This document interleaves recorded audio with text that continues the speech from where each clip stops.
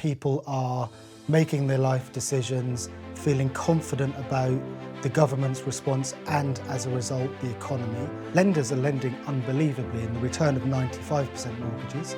There's more now, today, than there has been over the last 5 years. The banks are confident in this, but the government is still very, very keen to use property as a way of raising taxes. We think it's going to continue, but like everything, there's lots of things that could derail that quite quickly.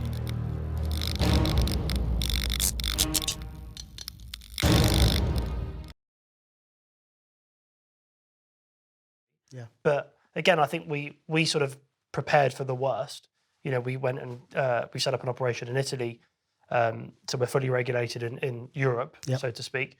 But now there's talk that there will be a potential deal for financial services to passport their services into Europe. So who knows? Is the answer. So we're doing the same thing. We do a lot in Europe, and we're actually able to do that through Jersey, but Jersey and Europe aren't really seeing eye to eye after Brexit. So we're thinking now, we actually are setting up a business in France, which I don't want to do. And I've never wanted a business in France. It's expensive and difficult, and Italy's as difficult, whatever. But we feel like we have to do that. So again, you just don't know. We don't know what it means. Yeah, interesting. Just one last question. Obviously, you mentioned you're seeing more activity with houses and gardens. So that sort of indicates that people looking to buy flats in and around sort of where they work, and the demand for that's no longer there. So given that business owners or managers of businesses are somewhat, I guess, moving out of the city, do you find, or are you finding, or do you expect, I guess, that these companies will either cease to exist in city centres or in central London? So if you're a big bank and you're a PE fund or a manufacturing business that you were going to live in London because it was near your office, are you expecting that the people, I guess, the population to sort of become less densely populated, and sort of people will start moving their hub? So, you know, in essence, if HCFX were to no longer exist in central London, where would we be? And are you seeing that people are moving their business headquarters sort of outside? Extraordinary, yeah. I know what you mean. I think from my experience,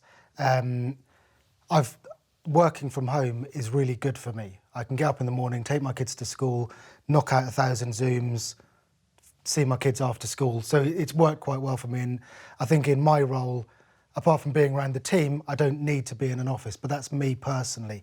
Our team, our guys in London, they're straight back to the office. They want to be in the office. They want to be around the bars and their colleagues, and they want the buzz of Mayfair and all of those types of things. I think that's it. It's the social environment, right? Exactly. And, you know, I think it's great being outside of the UK, outside of London.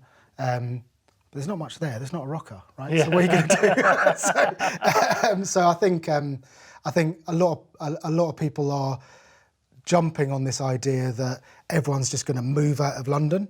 But I don't think London's got a special power, and it's top 3 cities in the world, and it's got a lot more than just that. I think the regional London centres will become more important. What I mean by that is St John's Wood High Street, for as long as I've known it, it's been pretty shit. Okay, it's got like a couple of cafes and it's a bit dodgy, but there's into St John's Wood, you're getting better restaurants, you're getting local gyms, boutique retailers, and everything else. So I think there's a kind of not move as far, but still be in London. So you don't have to go to Oxford Street to get the best bit. So you're seeing sort of the higher quality stuff move to sort of zone 2 areas. Not coming into Oxford Circus, it's the kind of the St John's Woods or the Richmonds and so on. I think they become mini city centres. So I think it spreads out that way, but everyone's still in London. I think a lot of people moved out of London, but that's not an easy way to do. Like, you live outside of London, don't you? Well, I live in North London,